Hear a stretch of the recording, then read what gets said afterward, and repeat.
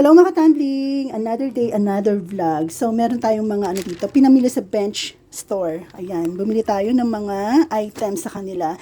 Pero bago ang lahat, bago tayo mag-vlog, time check muna tayo. So, ayan, it's 5:32 p.m., May 22. So, ayan. And bago ang lahat nga pala, isa rin, na gusto ko napakita dito, ang saya-saya ko ngayon kasi nakapaglinis na ako ng bahay. Alam niyo naman, di ba, ilang beses na akong nagtatangkang maglinis ng bahay. Pero talagang, grabe talaga tinatamad talaga ako. Pero ayan, sinipag talaga ako, sinapian talaga ako ni Mrs. at Mr. Sipag.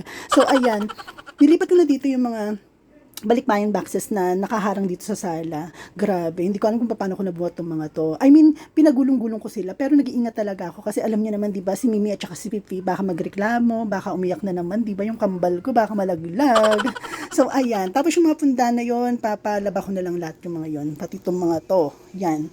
So, ito na yung ano ko ngayon, yung kitchen slash sala ko ngayon. So, eto na yung mga pinamili natin. So, pumunta kami ng pinsan ko sa Bench and bumili kami ng mga items or product. So, eto, bumili ako ng damit. Yan. Extra large na pala yung damit na ano ko. Grabe naman yung taba ko. 329. Okay. So, bumili na naman ako ng mga damit na hindi ko talaga isusuot. Wala lang kasi nakukyutan lang talaga ako. And ang ganda kasi ng mga kulay. Tapos ang cute-cute nilang tingnan, diba? Pero, hindi ko talaga sila isusuot. Unless kulay black sila, diba? Alam niyo naman ako, black lady. Tapos, ayan, meron akong short dito na bilhin. Kulay red. Ayan, ang size nito ay large. 549.75. Ang mahal na ng mga bilihin yun, no? Grabe. Tapos, isang short na naman ulit. Ayan, ano bang size to? Ang size nito ay, ayan, size medium. Kasi mas malaki yung ano nakita ko nung, parang sinukat-sukat ko ng konti, mas malaki. Medium siya, 549 din. Grabe na talaga yung mga bilihin na yun, ang mamahal na, diba? Tapos, ayan, yung mga ano natin, binamili natin, ayan, puro cologne, diba? So, ibuhos na natin sila. Wait lang. Nakita ko mga langgam. Ayan, nakikita niyo ba yung mga langgam-langgam na yan? Grabe. Ilang beses na ako linis dito sa bahay, pero bumabalik talaga sila. So, pinabayaan ko na lang. Pero hindi ko pinapatay yung mga langgam na yan, ha. Pinababayaan ko talaga sila. Kasi alam niyo naman yung mga langgam, kung saan meron pagkain nandun sila, parang tao lang yung mga yan, di ba? So, hindi naman sila magtatagal dyan para mag-party-party, di ba? So, pinabayaan ko na lang sila. Kasi nakakatulong naman yung mga to. Kasi, tagalinis rin to ng mga kapaligiran natin. Ibig sabihin may patay na animals or patay na insekto or may pagkain na nalaglag, mga spoon pieces, di ba? Kaya nandiyan sila. Pero aalis din yung mga yan. Hindi yan magpa-party-party dyan. Kaya pabayaan na lang natin. Okay? So, ito. Ibuhusan natin yung mga daily sense natin.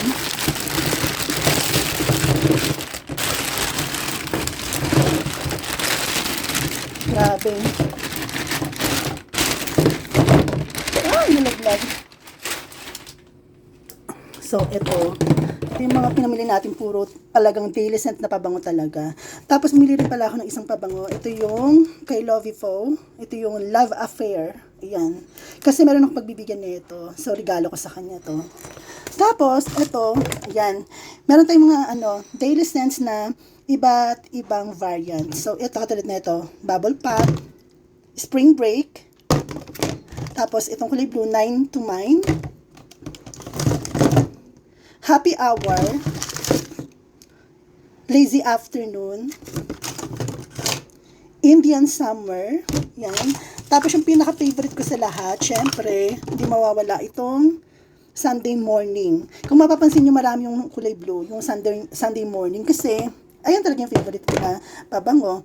And, aside from that, kung bakit, ito yung mga pabango ko. Actually, meron naman nagbibigay sa akin ng mga pabango, ng mga perfume, pero hindi ko talaga sila ginagamit, tinatago ko lang. Kasi ito talaga yung mas prefer ko talaga itong mga to, yung mga pabango na kulong-kulong lang, di ba?